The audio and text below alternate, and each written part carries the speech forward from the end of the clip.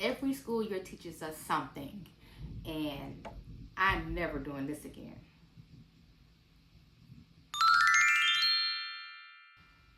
Hello, I am Dr. Naisha Cherry, and I am an educator who helps other educators teach well, lead with purpose, and protect their peace.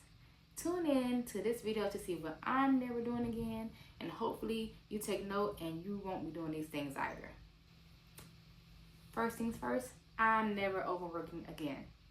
For a long time, I believed that being a great teacher meant that you're always doing more, coming in early and staying late every day, working on the weekends, checking emails at all hours of the day and night.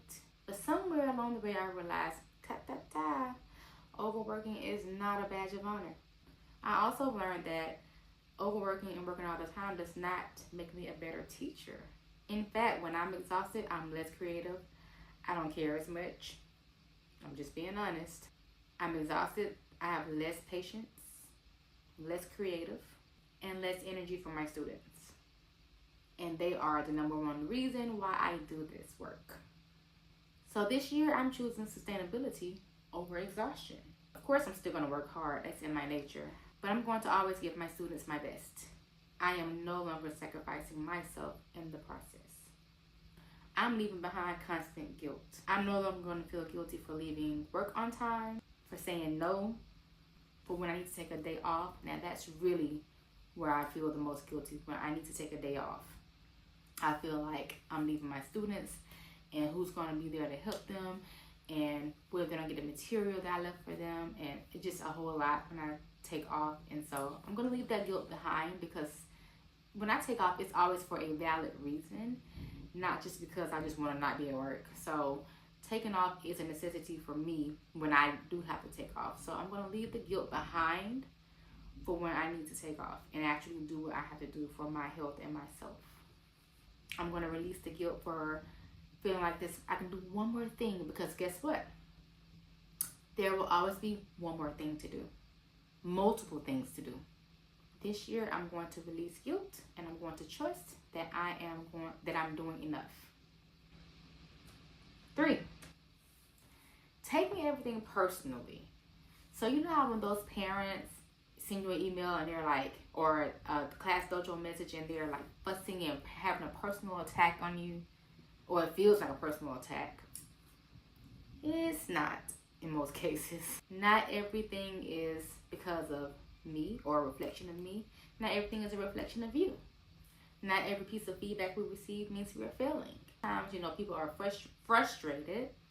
Sometimes they're stressed. So we have to think about these situations from their perspective as well. And sometimes people bring things to the conversation that have nothing to do with me or you or whoever is dealing with the situation. So I've learned that, I can listen, and I can not feel attacked, basically. I can detach my identity from the situation, from the challenge that comes my way. I've learned that I can listen, reflect, and grow without attaching my entire identity to every challenge that comes my way. 4, neglecting boundaries is a no-go. Boundaries are a necessity. I am going to definitely have my boundaries in place. They are not selfish. They are protecting me. And when you set your boundaries, they are protecting you. I've learned that when I don't set boundaries, I become resentful, I become exhausted, I become overwhelmed. And neither of those things help me to be more productive with my students. Boundaries protect my time, my peace, and my energy. And those things are highly important for me to do this work that we do. Healthy boundaries make me a better teacher. 5, I am not over-explaining myself. I am a grown woman. No is a complete sentence.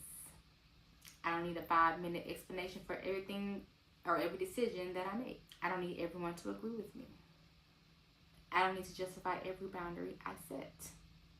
I spent more than enough time trying to make people comfortable with the decisions that I make, and I am done doing that. Moving forward, I'm giving myself permission to make decisions that are best for me and not feeling like I need to over-explain them to everyone else. Number 6, saying yes to everything. By nature, we as teachers are helpers, but I am absolutely not going into this next school year saying yes to everything. We want to support, we want to contribute, we want to help whenever we can. But when we do that, when we say yes to everything, it comes at a cost. It drains us. It erodes our boundaries, and it's not okay.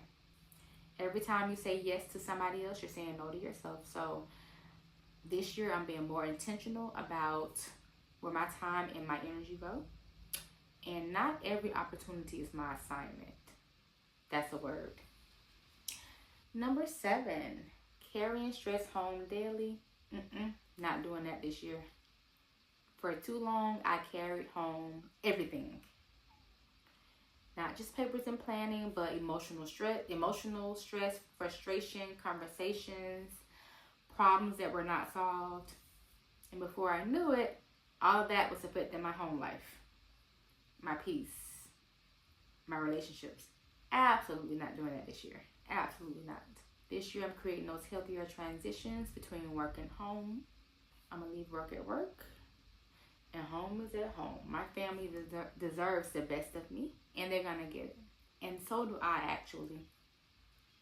So teaching is what I do. It is not all of who I am. And so I am going to definitely have that defining line, keeping work at work, home at home.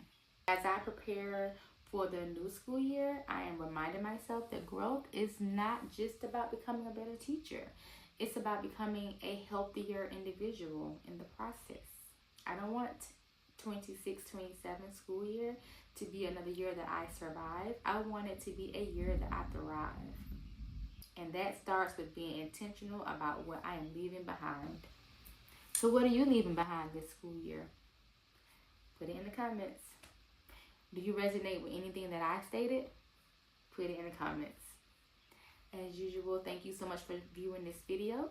Like, comment, share, and subscribe to this channel. And I look forward to seeing you on the next go round. Peace.